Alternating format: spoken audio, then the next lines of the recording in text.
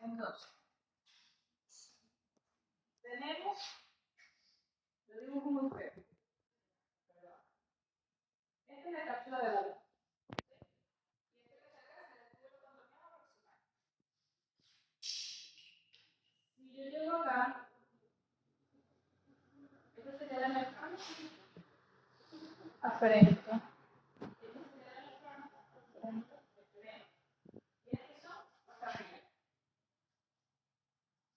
Entonces, vamos a imaginar como una sustancia. Pongámosle la creatinina.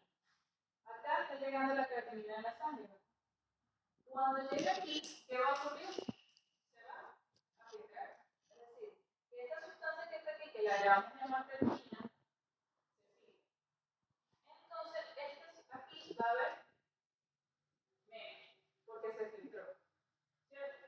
Entonces, ¿qué es el clives? Es este plasma que fue liberado de la sustancia por unidad de tiempo. ¿Sí? ¿O no?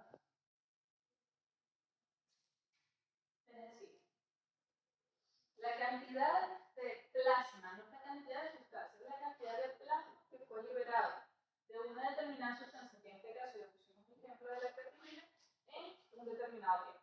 Ese es el clive.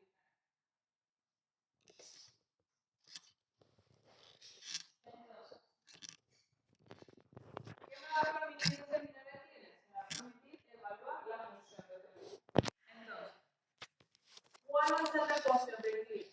El clive va a ser, se va a multiplicar por la concentración plasmática de esa determinada sustancia, que va a ser igual a la concentración unidad de la sustancia por el flujo urinario. Como yo quiero saber cuál es el clive, lo que hago es pasarla, esta pasada a multiplicar a dividir y queda la ecuación de esta manera. ¿Se tiene que aprender la ecuación? No se tiene que aprender la ecuación. ¿Van a llevar calculador al examen? No van a llevar calculador al examen. Yo se los digo todo el tiempo, siempre viene alguien con una calculadora. No sé por qué. Pero siempre hay un cabezón que lleva calculador. Entonces, ya sabemos que es el clive. De nuevo, es la cantidad de plasma que es liberado de una sustancia por unidad de tiempo. Ahora, el flujo plasmático renal. El flujo plasmático renal es la cantidad de plasma que va a llegar al riñón. Para yo poder medir cuánto va a llegar al riñón, o tiene que cumplir para yo poder medir el flujo plasmático renal, tengo que hacerlo a través de una sustancia. Y esa sustancia tiene que cumplir ciertas características. Una es que no se metabolice ni se sintetice en el riñón. Porque si es una sustancia que se va a sintetizar en el riñón, va a modificar sus concentraciones, y si modifica sus concentraciones, entonces yo no puedo medirla, no puedo saber cuánto de plasma está pasando, porque me va a alterar los valores. No puede ser excretada por un órgano diferente al riñón, porque si no, también me va a alterar el valor. Los riñones deben eliminar la mayor parte de esa determinada sustancia y per se no debería alterar ni el flujo sanguíneo renal ni el flujo plasmático renal. Entonces, ejemplos de esa sustancia. ¿Cuáles van a ser? Tenemos la creatinina. La creatinina es la que normalmente nosotros utilizamos bajo los pacientes que están en hospitalización, en consulta, etc. ¿Por qué? Porque la sintetizamos nosotros, no se excreta por otro órgano, se elimina exclusivamente por el riñón y prácticamente esa sustancia casi ni se reabsorbe. Está el ácido paraminfúrico, pero ese se utiliza más que todo para estudios experimentales. La inulina no la sintetizamos, pero también es otro elemento que nosotros pudiésemos utilizar para medir los plasmáticos renales. ¿Con cuál nosotros nos vamos a quedar? En la práctica clínica, por la creatinina. ¿Okay? Sin embargo, en el transcurso de la presentación vamos a ver ejemplos con uso de ácido paraminfúrico para medir el flujo plasmático. Ahora bien, la pregunta del millón. El flujo plasmático renal es igual al clives, porque dijimos que el clives es la cantidad de plasma que es liberado de una sustancia por unidad de tiempo. Y así yo pudiese estimar cuánto plasma está pasando por ese riñón. El problema es que no existe, a pesar de lo que les acabo de presentar, no existe una sustancia que se elimine por el riñón perfectamente, porque la creatinina a veces se puede reabsorber o se puede secretar a lo largo de los túbulos. Entonces no es una sustancia que se elimine perfectamente al 100%. No hay. No hay una sustancia que se elimine al 100%. Siempre queda como un 98 y 99%. Entonces, el flujo plasmático renal no puede ser igual al clives porque no hay una sustancia que sea perfecta. Entonces, hay algo que se llama el coeficiente de corrección, que va a ser la concentración que hay a nivel de las arterias sobre menos la vena entre la arteria. Eso me va a dar el total, el flujo plasmático renal total, que es el Gini menos el coeficiente que tenemos que sacar para corregir ese valor. No sé entonces un poco que eso de todos modos no es pregunta de examen, pero es para que ustedes tengan el conocimiento. Ahora sí, el foco y el objetivo de hoy es saber cuánto de sangre le va a llegar al riñón.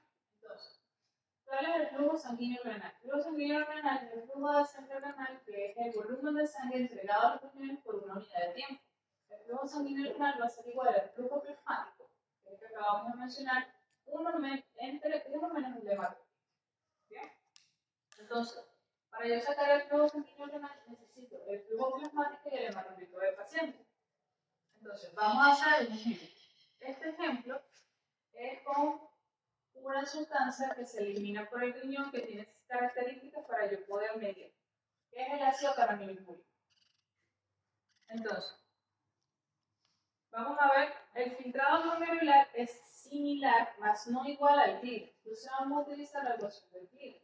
El Clírex va a ser igual a 5.85 miligramos. Esto es un valor que ya está establecido para el ácido caramelínico.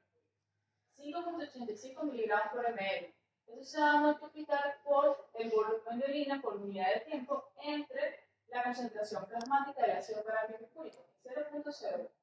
Eso me va a dar 585 ml por minuto. Es decir, que el clearance del ácido caramelínico es que hay de plasma libre de esa sustancia 585 ml por minuto. Ahora vamos a ver el coeficiente, que va a ser igual a la concentración arterial, que es 0.01 menos la venosa, que es 0.001, entre la arterial, que es esta misma, porque es 0.01 da 0.9. ¿A qué va ese 0.9? Quiere decir que el 90% de la sustancia fue eliminada por orina y solamente el 10% queda en la sangre. El flujo plasmático renal total va a ser igual al Clírex entre este valor que tenemos aquí. Entonces, si sacamos el Clírex de 585 de 0.9 y a 650 ml por minuto. Esa es la cantidad de plasma que está pasando. Pero como la sangre no solamente plasma, sino que también tiene elementos formes, tenemos que colocarle el hematocrito. Entonces le vamos a colocar el flujo sanguíneo renal es igual al flujo plasmático renal entre 1 menos el hematocrito. Y eso va a dar que el hematocrito normal del paciente es 0.45. Entonces 650 entre 1 menos 0.45 da 1182 ml por minuto. Si ustedes recuerdan en unos dispositivos anteriores, puedo regresar. Hicimos mención de cuál es el volumen de sangre que le llega al riñón normalmente por minuto. Y aquí está, 1.1 a 1.3 ml por minuto. Entonces, perdón, litros por minuto. Eso es a lo que quiero llegar, es que todo ese grupo de ecuaciones es la forma de nosotros interpretar la cantidad de sangre normal que le debería llegar a un paciente por unidad de tiempo en el riñón. Aquí dice 1.1 a 1.3. Y la ecuación al final da 1182. Es decir, más o menos lo mismo, porque es 1.1 a 1.3. ¿Y veo? 1182. Entonces, ¿cómo se va a regular el flujo sanguíneo renal? Para evaluar el flujo sanguíneo renal, para modificar el flujo sanguíneo renal van a haber ciertas variaciones. Es decir, ¿cómo yo puedo modificar la sangre que le va a llegar al riñón? Eso va a depender de la resistencia del vaso. Es decir, si ese vaso se contrae o se relaja, va a disminuir o va a aumentar la cantidad de sangre que va a llegar al mismo. Entonces, si yo modifico las presiones que vayan a encontrarse en la presión de la arteria renal, la presión de la arteria venosa, pudiese modificar la cantidad de sangre que llega al riñón. Pero el punto clave siempre va a ser la arterioloferencia y la arterioloferencia. De todos modos, existen dos tipos. Tenemos la regulación intrínseca y la regulación extrínseca. ¿Qué quiere decir intrínseca y extrínseca? Va a ser con respecto al riñón. Es decir, que el riñón desde el punto de vista intrínseco tiene la capacidad de regular su flujo sanguíneo renal. Y desde el punto de vista extrínseco, fuera del riñón también tiene las capacidades de poder regular la cantidad de sangre que llega al riñón. Entonces, desde el punto de vista extrínseco, tenemos un componente humoral que son las hormonas o los autoescuelos. Me imagino que ustedes ya lo habrán escuchado alguna vez, como por ejemplo la adrenalina y la noradrenalina. Estas son sustancias que me van a generar vasoconstricción. Si yo genero vasoconstricción en un vaso, ¿va a llegar menos o va a llegar más sangre? Más. Si yo vasocontraigo un vaso, No, menos. ¿saben que vasodilatar es que el vaso queda grande? Y vasocontraer es que el vaso queda chiquito. Si yo vasocontraigo un vaso, va a llegar más o menos sangre. Menos sangre. Entonces, va a llegar más o menos sangre al glomérulo renal. Va a llegar menos. Entonces, va aumentando, va a disminuir la filtración. Va a disminuir la Va a filtración. disminuir porque está llegando menos sangre. Entonces, es una forma explícita de regular la cantidad de sangre que le va a llegar al riñón contrayendo. En el caso de la endotelina, va a generar igualmente vasoconstricción en el nivel filtrado glomerular. En el caso de óxido nítrico, vasodilata. Y si vasodilata, aumenta el filtrado glomerular. Las medicinas de tiramina, lo que está en vasodilatar, y la angiotensina vasocontraer. Si recordamos en la diapositiva pasada, el sistema nervioso simpático va a regular todo este aparato de regulación del flujo sanguíneo renal extrínseco y más que todo lo que va a hacer con su construcción. Desde un punto de vista intrínseco, que es la capacidad que tiene el riñón para regular el flujo renal, él lo que va a hacer es que el riñón tiene la capacidad de mantener un aporte sanguíneo constante ante los cambios de presión arterial. Va a permitir que haya una autorregulación que no es eficaz en cualquiera de las presiones arteriales y el flujo sanguíneo renal se mantiene constante dentro del intervalo de valores de presión arterial media. ¿Qué quiere decir todo esto? Esta es una gráfica que está en el libro. Esto que está acá es presión arterial media. ¿Saben qué es la presión arterial media? Imagino que se lo vieron en Cardio. ¿no lo vieron porque se lo vieron cardiovascular? ¿Qué es presión arterial media? Igual la presión arterial sistólica. Bueno, en fin. Esta es la presión arterial media. Y este es el flujo de sanguíneo que le está llegando al riñón. Entonces, la presión arterial media, imaginemos que tenemos una presión arterial media de 50 y progresivamente aumentando. Si aumenta la presión arterial media, quiere decir que tengo la presión arterial más alta. Con respecto al flujo del riñón, ven que a pesar de yo aumentar la presión arterial media, el flujo de sangre que va a llegar al riñón va a mantenerse lo más constante y lo más estable posible, a pesar de que yo estoy aumentando la presión arterial. Es decir, que el flujo de sangre que está llegando aquí, a pesar de que estoy modificando la presión arterial, va a mantenerse lo más estable posible. Esto es para que no haya desbalance. Es una forma del riñón de ser noble y de tratar de mantener la homeostasis del cuerpo. Muy bien, pero no siempre puede mantenerse constante porque estos se mantienen en determinadas funciones arteriales medias, que se estiman entre 80 y 170. Es decir, más o menos como por aquí, es más o menos el punto en donde ella se puede mantener. Si está por debajo de eso, el flujo cae. Si está por encima de esto, el flujo no se modifica.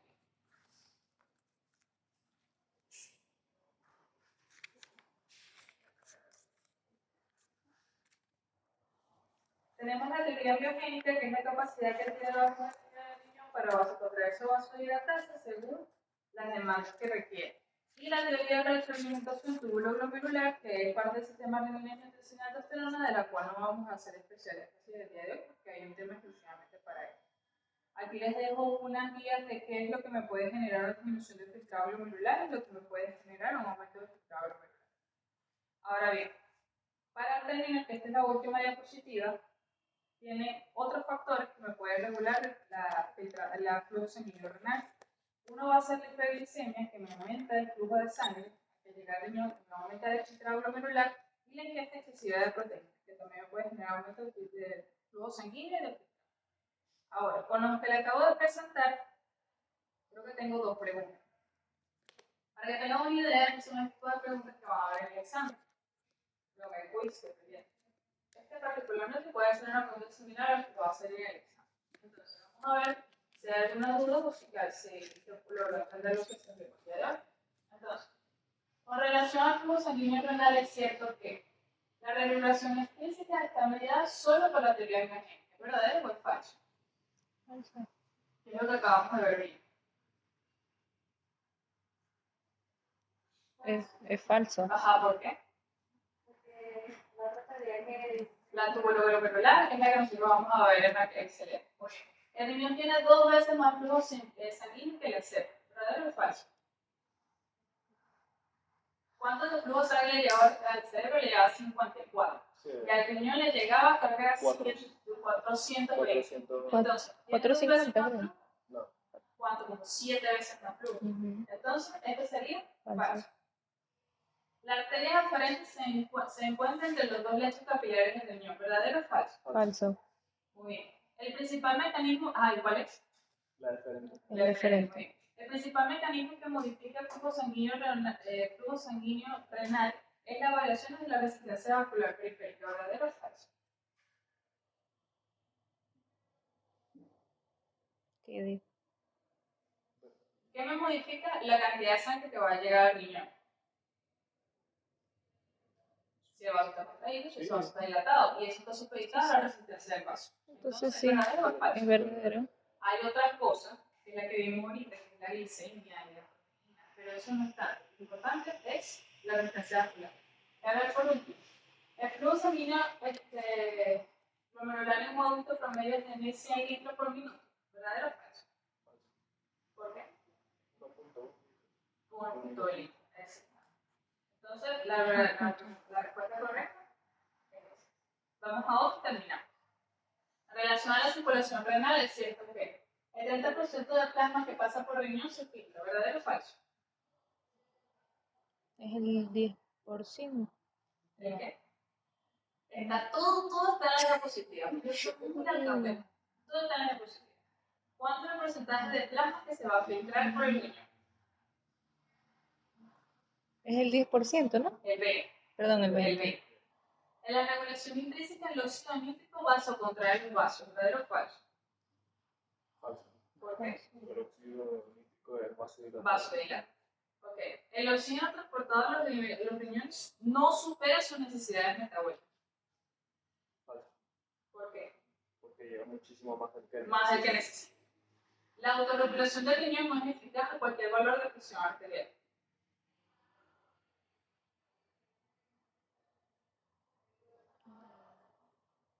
Falso. ¿Por qué? La autorregulación.